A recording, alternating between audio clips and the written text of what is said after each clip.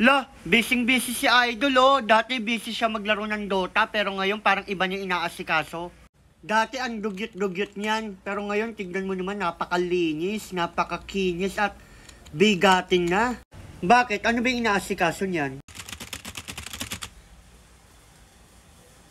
Wala ba kayong alam bibili niya tong computer shop? Okay na to. Ate, pa-out na ako dito sa PC5. Humanda kayo, bibiling ko lahat ng mga computer dito. Idol, kasama ba kami mga upuan? Aba, hindi na mababan si Idol. Magtatayo na ng sariling computer shop. New life, new me.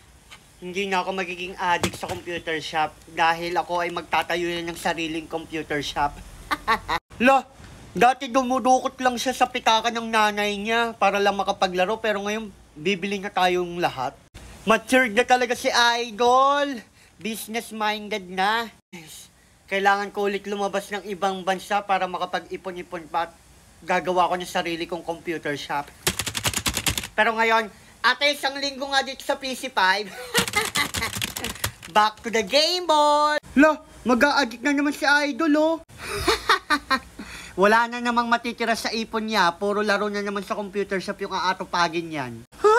Di mag-overheat na naman ako. Isang linggo daw.